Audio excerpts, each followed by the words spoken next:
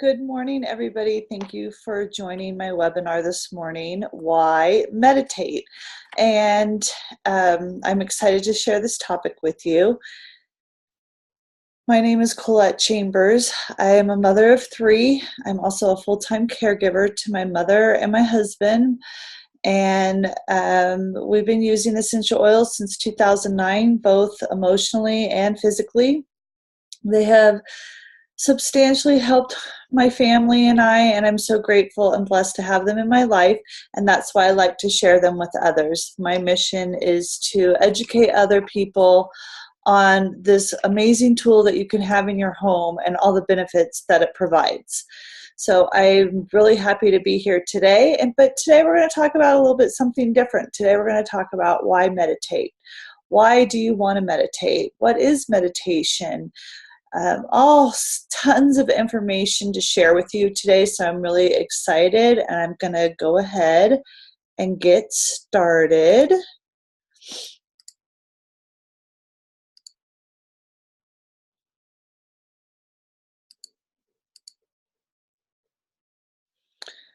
Okay, so thanks again for joining today. I'm going to stop the video. Okay. So thank you again for coming, and I want to welcome everybody. So welcome everyone.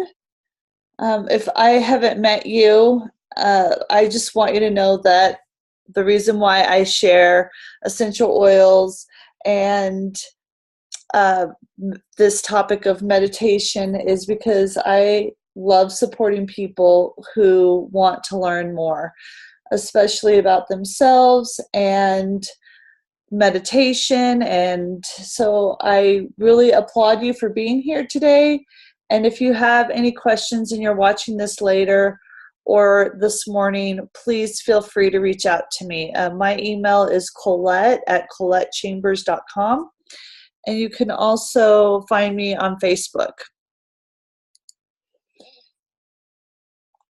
Okay, so there are a lot of resources used in this class. Let me just show you. All these resources right here are used in this class. And I'm going to copy and paste all of them and put them in the chat box for you all.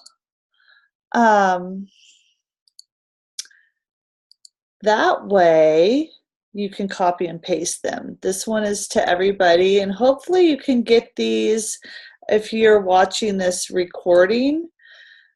If not, just email me and I will be happy to send you the links. So that should go to everyone. I wonder if I can add anything else. They're also on my Facebook page, and I will also put them on, when I post this webinar, I will also put them on weeklyessential.com. So when I post this webinar that it is recorded today, the recording, when I post that, I will also post these links. So you can find these links if you're not getting them through the chat, through www.weeklyessential.com. Okay, so all right, I'm going to get out of that. What is meditation? What is meditation? A lot of us don't know and not educated on what it is. Meditation has been defined and redefined again by people all over the world, and because the main benefits can be interpreted differently depending on who you are and who you talk to and what you did for them. So you don't have to be spiritual to meditate, okay? A lot of people think that the more one does, the more spiritual one becomes, or at least the more open to spiritual ideologies you'll become. It just depends, meditation, there's tons of definitions of meditation that center around it being an internal practice where one learns to train and focus the mind, attaining a state of calm and peace that allows one to more clearly observe thoughts and emotions as they occur. So it's about quieting your mind. There's lots of different definitions. This morning I put copaiba in my water and I'm loving it. Okay, it is very calming. So simply put, meditation is a state of awareness that draws all attention into the now. Eckhart Tolle's famous The Power of Now. It's a fantastic insight to how meditation and cultivating self-awareness in the present moment can help improve your entire life. And I recommend everyone read it. It is such a good read. He has a YouTube video of it, and that's one of the links, so you can refer to one of the links. I can show you that, that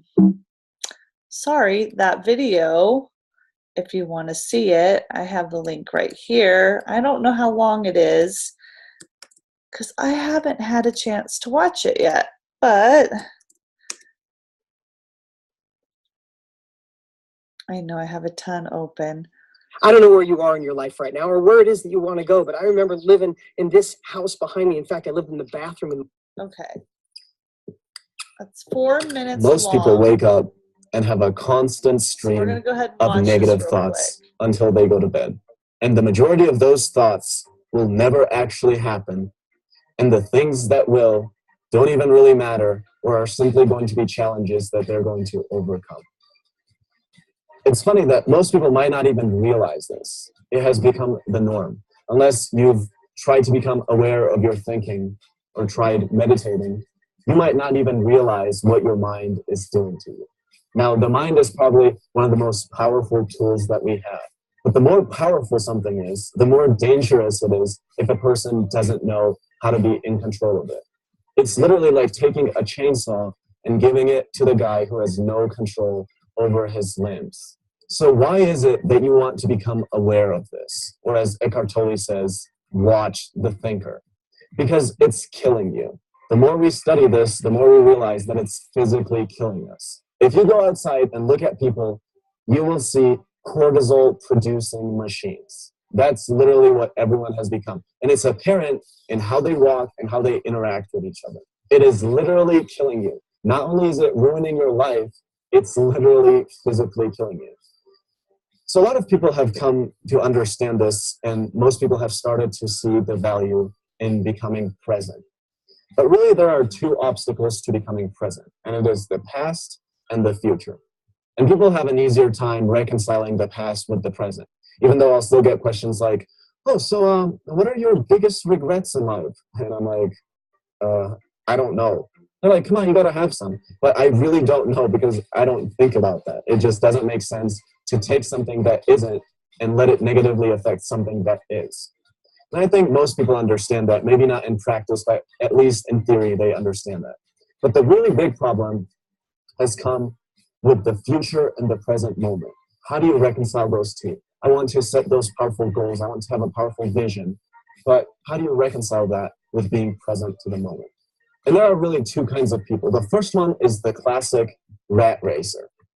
In 2 years, he's going to get a $2 raise. That's all he's anxious and stressed out about for the next 2 years.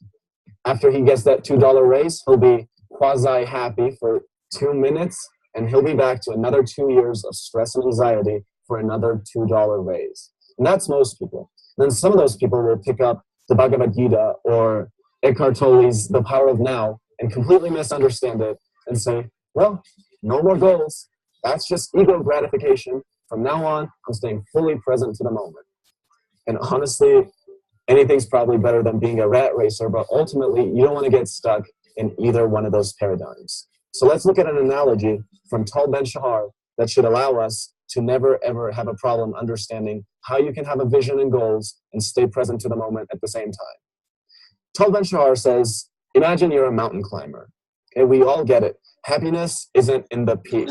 If a helicopter picked you up and dropped you off at the tip of the mountain, you wouldn't say, oh, look, I'm a happy mountain climber. Look at how proud I am of myself. But he says, neither is it in aimlessly wandering at the base of the mountain. Happiness is the experience of climbing towards the peak.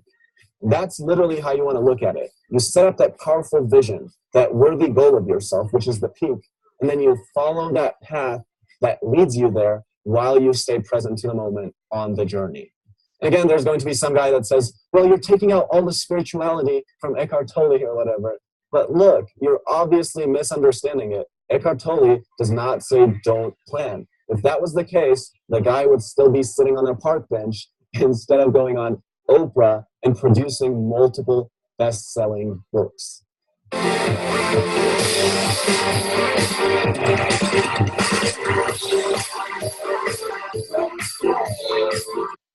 Thank you for get rid of that. Thank you for watching that with me. And I'm glad we got to watch that together. That was awesome. So where did read the book, really read the book. I recommend that you read the book. I haven't seen the video, but I have read the book. Okay, so meditation, or dhyana is known for the Hindu and Buddhist monks who first coined it. Dates back to prehistoric times around 1500 BC. And it's thought to have stemmed from the Vedantism practices of ancient India. So there's other forms of meditations, like Zen meditation would have flourished around this time as well in Japan and China, all of which have the same basic intention: to still the mind and cultivate an awareness of what is. Because of these origins, it has largely become associated with religion and spiritual practices. There are no official rules saying that meditation is only practiced by those who worship a certain god or a group of deities, as Eckhart Tolle describes in The Power of Now, is simply the practice of being aware. Create a gap of no mind in which you are highly alert and aware, but not thinking. This is the essence of meditation, Eckhart Tolle. So meditation isn't just for Buddhists? Absolutely not. Meditation is simply a way to focus our attention and awareness inwards, whether religious, spiritual, or neither. In fact, all religions can be understood to practice some form of meditation. By analyzing this element of religious practices, the parallels between them can even more closely be observed. John Paul Caponegro very clearly outlines the meditative aspects of each of the major world religions in an article. It's johnpaulcaponegro.com blog. It's that link, okay? So it very clearly outlines the meditative aspects of each major world religion. So this is a fascinating article, and you can see how they are very similar by reading this article. So that link is in the chat, okay? And if it's not, and you're watching this later, it's on weeklyessential.com under classes, under this class, Why Meditate. So why is it relevant for me? Why should I meditate? It's by taking these principles of self-awareness, concentration, and self-study from religious practitioners of all backgrounds that many modern meditation practitioners have cultivated a new understanding of what it means to meditate. You know, I started meditating in 2009. I meditate with my children on a daily basis. I sometimes meditate in the morning by myself. I like my sacred time in the morning. I already get up early, but I just do a variety of things. But we end the day with a meditation as a family, and it's so wonderful. I absolutely love that I'm teaching my children this at such a young age. So a lot of benefits of regular meditation. I mean, maybe just start out once a week, but it's so helpful to meditate. My children go right to bed. I love it, and I go right to bed, and we sleep so good. Reduce levels of stress and anxiety, Okay, these are the benefits of regular meditation practice. Reduced levels of stress and anxiety, lowered blood pressure, increased sense of overall happiness and well-being, higher levels of empathy and compassion. You don't have to be a scientific or medical expert to see how all of these results could benefit all of us in our daily lives. There's a great article from the Huffington Post by Susan Smalley, Mindfulness and Meditation. So read that article. The link is also in the chat if you're not able to get that. I'll remind you again where all the links are to these articles that I'm sharing with you. There's also a fulfillmentaldaily.com 10 reasons to start meditation. How could you benefit from meditation? So I want to just show you that one real quick. How you could benefit from meditation. My goodness, I have a lot of things open. I apologize. Let's see here. Let's get to the right one. Okay, so just real quick, what are 10 great reasons to start meditating? It's totally hot. It increases happiness and health. It boosts your social life. It makes you super focused. Gives you a great brain and a giant heart, and increases wisdom and gives you perspective. And finally, it beats the blues. So why wouldn't you want to meditate? Those are 10 great things. And that's fulfillmentdaily.com. 10 great reasons to start meditating. That's awesome. Okay, so I just wanted to share those with you and ask you, how could you benefit from meditating? Okay, how would you benefit from meditating? Think about that for a minute. So for those of you who might need a little bit more convincing, the science to back it up does exist. Neuroscientists study the brain, its unique tendency and neural pathways, and its relationship to our thoughts and actions. An increasing amount of neuroscientific studies have been done in recent years on meditation, and it seems that regular mindfulness and meditation practices can directly influence the gray matter in the brain. The part of the brain involved in the muscle control and sensory perception, such as seeing and hearing, memory, emotion, speech, decision-making, and self-control. One study noted that just after 20 minutes of meditation and mindfulness exercise a day, there were changes in the hippocampus, which helps with the self-awareness, compassion, and introspection. In addition, participants with lower stress levels showed decreased gray matter density in the amygdala, which helps manage anxiety and stress. My husband has a brain injury, so we started meditating when he was in the hospital on a daily basis for him. And he does still meditate throughout the day by himself and again in the evening. It's really important. If you can give yourself even 5 minutes of meditation a day, it'll make a difference. I promise you it will make a difference. So there's another article on that on the Washington Post about the neuroscientists if you want to know more detail. Meditation and mental health. I mean, we all are under so much stress and everybody is busy. I mean, everyone is so busy. So all of this talk to reduce stress and anxiety and calmer disposition means that clearly meditation must have a positive impact on our mental health, right? Right. And I know you're going to say it. I don't have time. I'm asking you to take that time for yourself. You deserve it. The altered gray matter in the brain achieved through meditation forms a pattern after a while. Just like an exercise improves your muscles and physical stamina, meditation can be understood then to improve our mental muscles and stamina, making space for more patience, resilience, and overall clarity to what we really want and what really matters. When you're on the go all the time, you don't have time to calm down and quiet enough to really be present and think about what you're doing or what you want. So given that most mental health issues occur As a result of imbalances in the brain or hormonal levels, including damaged or misled thought patterns, it makes sense that meditation, which balances out these, returns thoughts to a neutral place of its benefit to anyone suffering from them. Why meditation is so good for mental health. It calms your mind. I can't tell you how nice it is to meditate. It's really amazing for your mental health.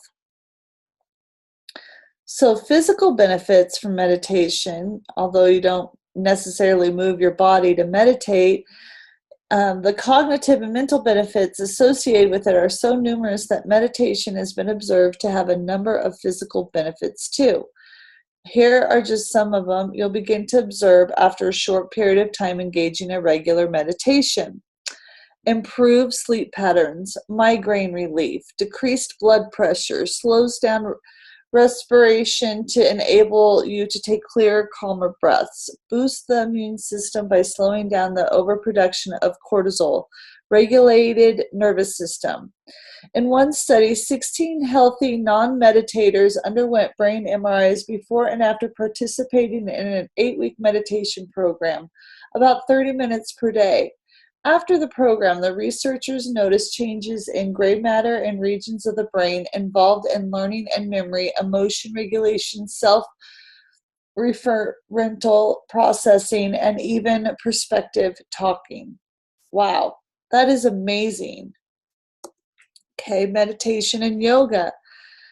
They go hand in hand as both disciplines are centered around bringing the mind and body back into alignment. While meditation can be done independently of yoga, and yoga practice or class always includes some element of meditation, including breath work and asana postures.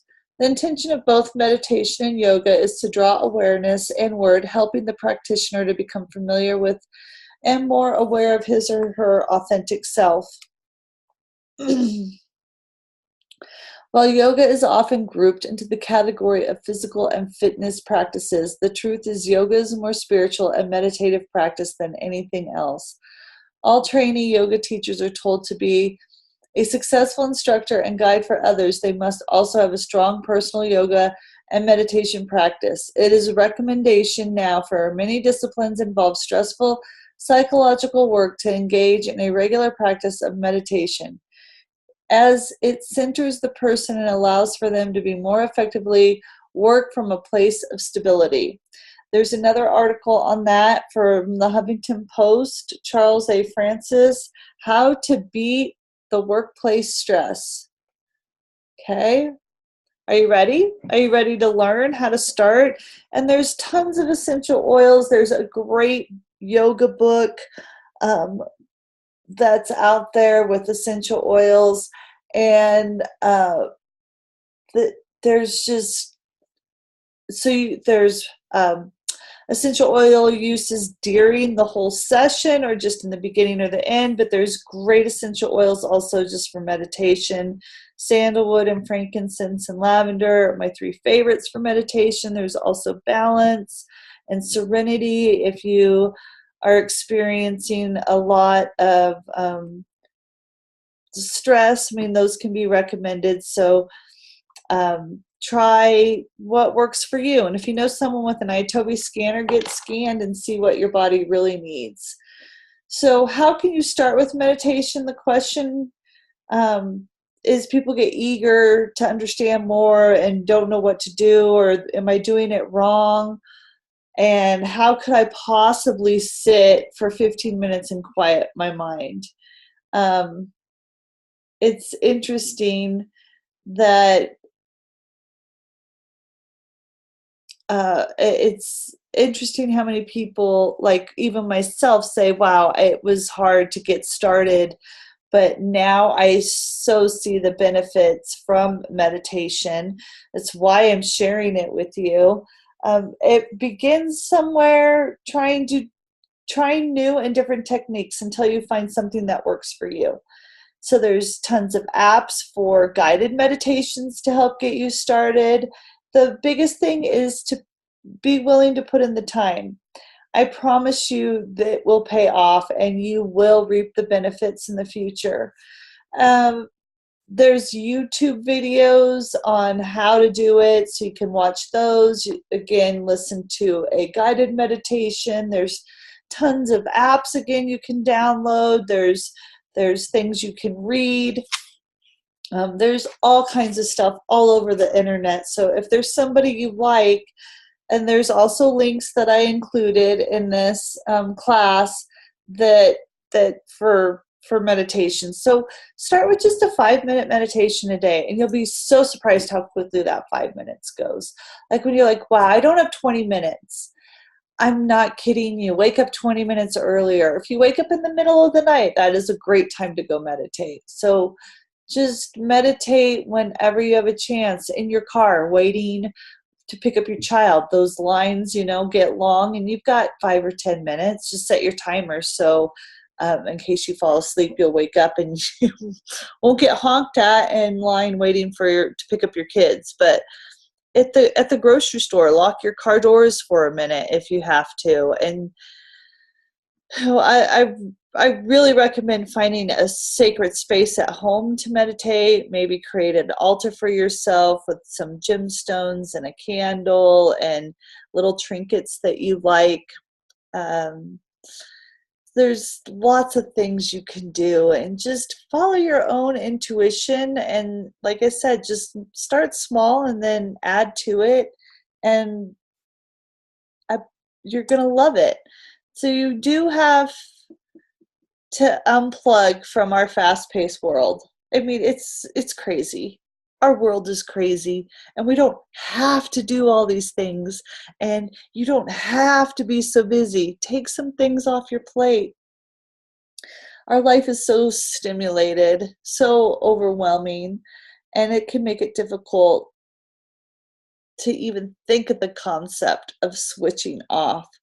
So unplugging is a term we've only started to get used to hearing in the media today, and it's ironic that it's online where we're hearing it the most. And technology is both a blessing and a curse, and that has advanced our connectivity and understanding to an incredibly high level at the rate of none which have thought possible 50 years ago.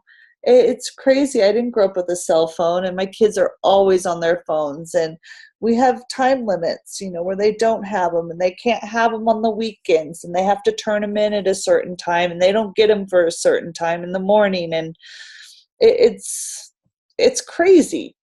So why is technology so damaging for our brains? How can meditation help with this? Simply unplugging for a set period every day, or better yet, having a set time for actual plugging in and limiting your online time every day, has been proven to improve concentration and productivity levels while boosting brain activity. And there's another article in the Huffington Post regarding that. So unplugging continued.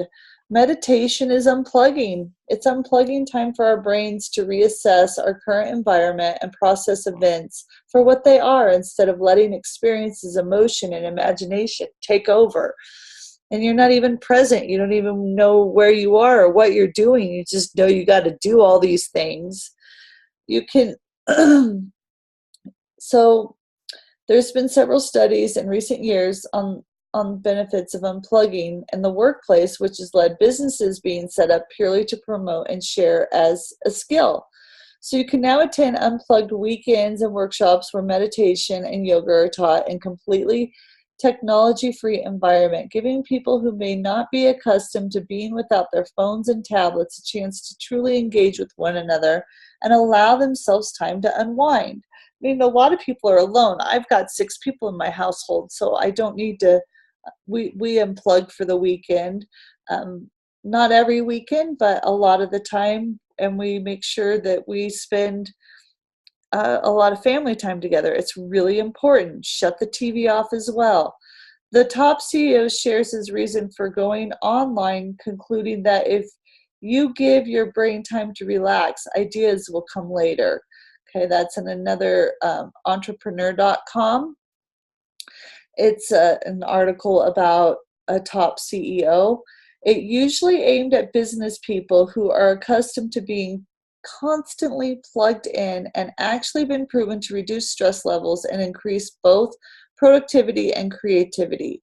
So there's more tips at becoming minimalist.com. How to unplug and minimize screen time. And that, if you find that you guys your family or you are always on a computer, then don't do that. You don't want to look back at your life and be like, wow, I wasted a lot of time sitting in front of a computer and I can't even tell you what I did, unless you're like a writer, or you could get sucked into social media these days. So beware. Okay, screen time and meditation for kids. When meditation for kids is also on the increase in schools and community groups, a simple way to ensure your kids' brains stay healthy in the meantime is to introduce and follow the screen time phenomenon. As children are so susceptible to following trends and the forming damaging habits, the new ideology of screen time has been introduced by 21st century parents. So far, it seems to be achieving great things.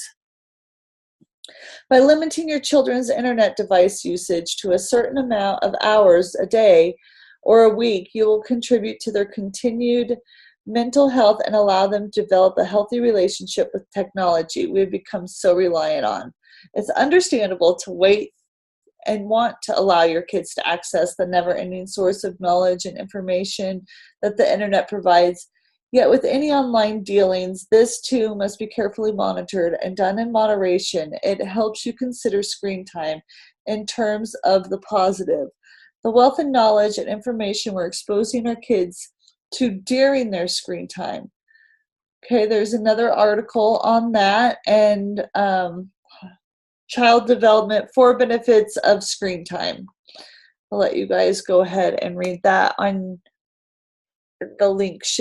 If you can't get to that, there are all the links for everything I'm referring to will be posted on weeklyessential.com under the tab classes. Okay, so you can find them all there. And I will see if I can include them in the description when I post this recording. Simple techniques to begin your meditation. So if it's difficult to transition from never meditating into your life to suddenly having a constant practice, and it's not something that will happen overnight. Like I said, you want to start small, 5 or 10 minutes a day. If you're still struggling to maintain awareness, even with a guided meditation, one simple technique is to start very small.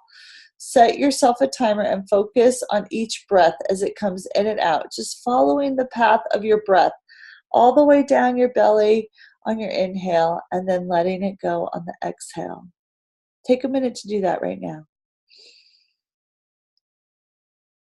Inhale.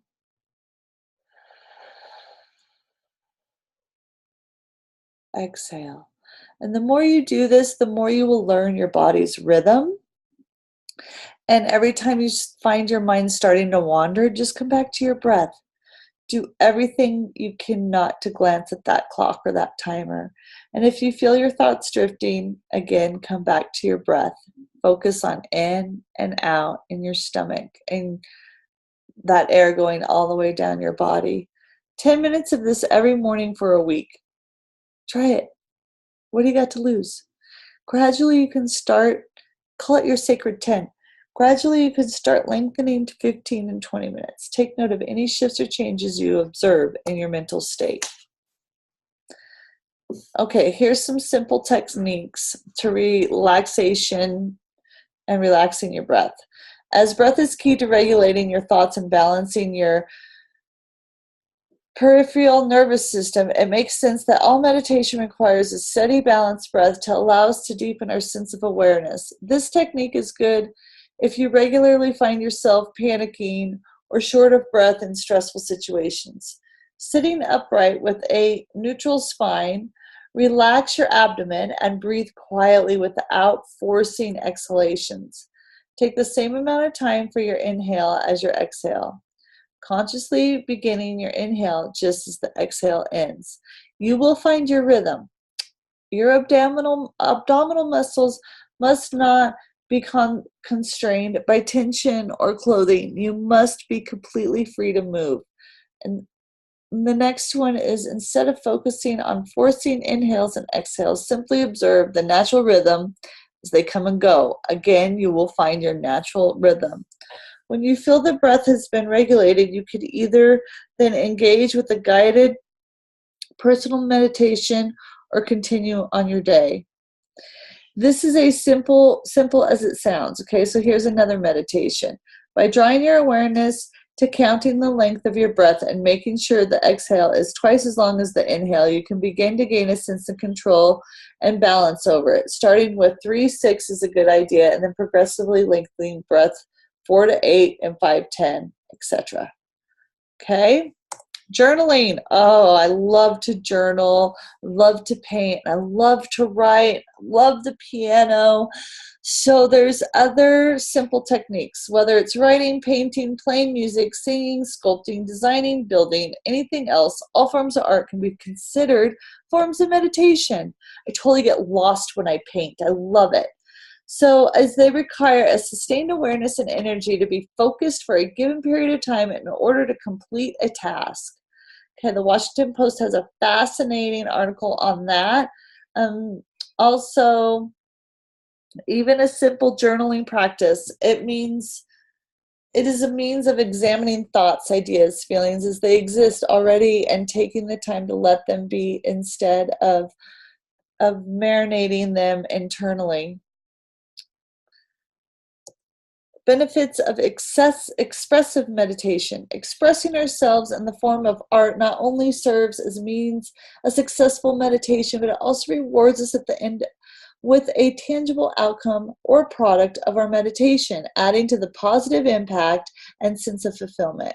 As the Washington Post outlined in the article link, the article and the last post, creating art is a type of meditation, an active training of the mind that increases awareness and emphasizes acceptance of feeling and thoughts without judgment, and relaxation of the body and the mind. For creative people, sometimes it's almost as if the act of creating comes as a compulsion. They find themselves needing to express creative energy in whatever form they see fit, and it's only when the mind and or body are imbalance that this creative energy can get misdirected and lost on other non-creative pursuits. Meditation helps creatives to tap into their creative energy and harness to reach its potential. I love to write. So it's just interesting. Like, you'll find your things and to paint. So there's an article in the Huffington Post, Creativity Habits, 18 things creative people do differently. So that's a really interesting article. Okay, the flow state. For any artist, the most desirable state of the mind is one which has become known as the flow state. Flow state is characterized by a state of mind where sustained attention and focus to any activity which involves internal processes and creativity is successfully achieved for a period of time. It's a heightened sense of awareness and prolonged connection with the sense of creative flow that all artists experience at one stage or another, and meditation has been proven to complete it. There's also a guided meditation link as well. The flow which artists experience during a period of intense focus is something we learn how to harness using meditation, and such it can be a powerful tool for creativity. Are you an artist? How could the flow state benefit you? Okay, meditation is just part of your lifestyle change. You are making a lifestyle change. So the overall practice of meditation can often lead or to be inspired by a full lifestyle change. It just could be the opening of the door, a shift to becoming more aware of ourselves and the way we interact with daily life and challenges. The process of becoming aware is merely the first step. Then this must then be followed by a series of action-inspiring stages, which will help the meditator to build upon whatever idea of life or dreams they wish to propagate. Meditation serves as the foundation for building upon and means to solidify a baseline for ourselves to properly and more effectively build the life we want. This starts with clarifying the dream or idea we wish to pursue and then implementing steps by which it can be achieved. Meditation helps with every step along the way, from clarifying thoughts and desires to rationally implementing steps toward it, to taking them in a balanced, aware, and realistic mindset. When combined with a balanced diet, physical awareness, and practice such that of yoga, meditation can serve as a gateway to the more aware, fulfilled lifestyle.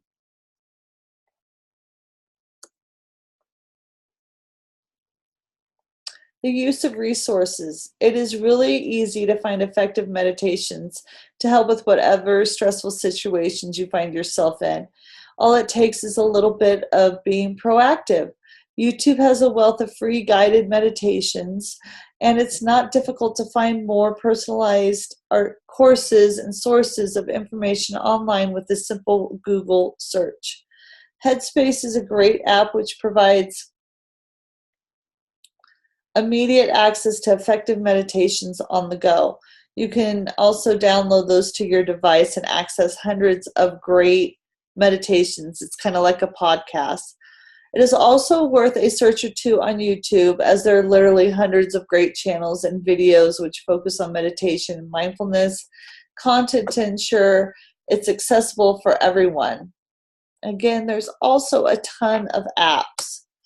Meditation for creativity, as we've already discussed, meditation by means of engaging with a particular art can be a really effective way of getting you started with the practice, but how does that actually help? Okay, so it's been proven, and there's an article on the Washington Post about why that meditation boosts creativity, and so it makes sense that any work fields which require or benefits from creative workforce who benefit by exposing their workers to meditation. By relaxing the muscles in the brain which contract as anxiety, doubt, or tension creeps in regarding a certain piece of art project, meditation serves as a means for creating to flow more clearly through the channels it needs to go in order to be manifested into something. Okay. Mindful.org does meditation boost creativity is a great link. And Washington Post, why making art is the new meditation. Okay, conclusion. I can't believe we're already done. And I want you to start today, and I want you to take some time and go meditate. So there's so many reasons why you should meditate. It improves your clarity, focus, and which help you achieve your goals more effectively and to a higher level of satisfaction. Many meditators who have studied the practice in depth have taken it further and are dedicated to promoting and achieving a deeper level of human consciousness overall. And if this is anything to go by, then I feel they really could be onto something. The fact of the matter is, those who meditate regularly find themselves more capable of directing thoughts, energy, and creativity toward the neutral pathways or thought channels required to achieve them. This elevates their capacity to create, gives them the energy and stimulation to take action, and the dedication to succeed to maintain it. So if you feel this is something you could benefit from, I really do encourage you to start. Try it for a week and see how it goes. You never know, it could change your life. And if you're still not sure and a little baffled by the whole concept of meditation, then I really do encourage you to try it. There's no better way to begin something than just throwing yourself straight in it.